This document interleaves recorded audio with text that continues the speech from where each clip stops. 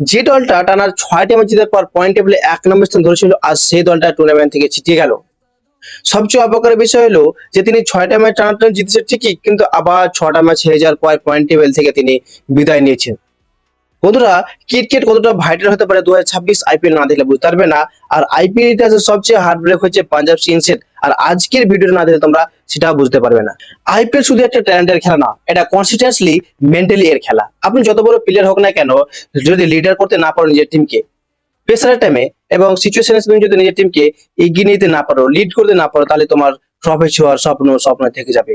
IPL 2026-এ Punjab Kings সেটাই হয়েছে। প্রথম দিকে পাঞ্জাব কিংসকে লিড করেছে শ্রেয়াস ভালো, 6টা ম্যাচ জিতেছে, কিন্তু পরে কিন্তু তার ক্যাপ্টেন্সিটা ভালো হয়নি। তারা পারার পর 6টা ম্যাচ হেরে যাওয়ার পর লাস্ট একটা ম্যাচ একটা জিতে যাওয়ার পর তার পয়েন্ট গিয়ে দাঁড়িয়েছে 15, আর আজ রাজস্থান জিতে যে তাদের পয়েন্ট হয়েছে 16। তাই 4 নম্বরে রাজস্থান আছে এবং প্লে অফে চলে গেছে রাজস্থান রয়্যালস এবং পাঞ্জাব কিংস 2026 আইপিএল এ পয়েন্ট টেবিল থেকে ছিটকে গেছে। একবার ভাবুন তো, যদি সেই কেকেআর বিরুদ্ধে কন্ট্রোভার্সিয়াল ম্যাচে ও এক্সট্রা পয়েন্টে একটা পয়েন্ট পেয়ে যেত, তাহলে আজ কলকাতা নাইট রাইডার্স না হলে পাঞ্জাব কিংস প্লে অফে থাকতো।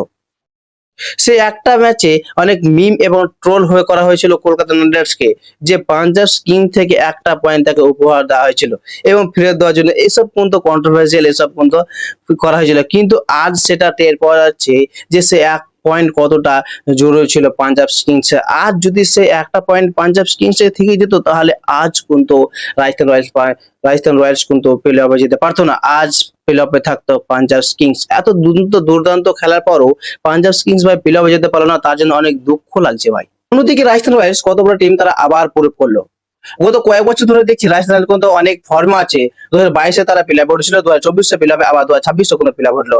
ব্যাক টু ব্যাক তারা দুটো ম্যাচ জিতার পর আবার তারা প্লে অফে এন্ট্রি নিল। আমরা ভেবেছিলাম যে তারা 3টা ম্যাচ যখন হেরে যায় পরাপর, তখন আমরা ভেবেছিলাম যে আর মনে হয় রাজস্থান রয়্যালস প্লে অফে যেতে পারবে না। কিন্তু তারা আবার ব্যাক টু ব্যাক ম্যাচ জিতার পর আবার তারা প্লে অফে এন্ট্রি নেয়। কিন্তু এই ম্যাচে রাজস্থান রয়্যালসের শুটা কিন্তু খুব ভালো ছিল না।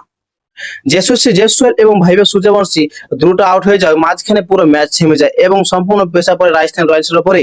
কিন্তু তারপরে এন্ট্রি নেয় জোফরা আর্চার। এই জন্য বলা হয় যে বড় ম্যাচের বড় প্লেয়ার, তাই জন্য তো ফ্র্যাঞ্চাইজিস গুলো কোটি কোটি টাকা বড় প্লেয়ার উপরে খরচা করে। তিনি যা করে দেখিয়েছেন অন্যান্য প্লেয়াররা ভাবতেও অস্বীকার করবে। তিনি শুধু বল হাতে না, ব্যাটে কিন্তু দুর্দান্ত খেলেছেন।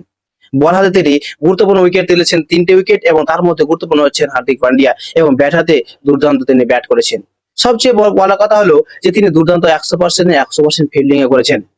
আর তিনি এই ম্যাচে যা করে দেখিয়েছেন রাজস্থান রয়্যালসের কাছ থেকে, যত টাকা তিনি নেবে সম্পূর্ণ তিনি কিন্তু ওসুল করে নিয়েছেন এই ম্যাচে। আর রাজস্থান রয়্যালসকে প্লে অফে একমাত্র এই